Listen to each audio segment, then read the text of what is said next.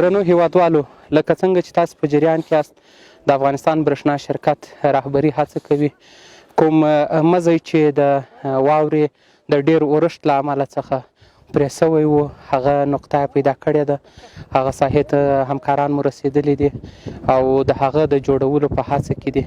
چې له امله د کابل په شمول پر دغه مسیر باندې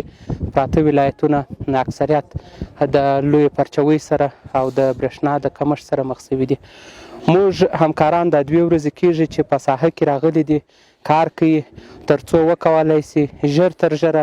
کوم پرې سوی مزی چې دی او ستونزه چې پکښې راایجاد سوې ده هغه حل کړي او وکولی سو چې بیرته د ژمو د سړو شپو کې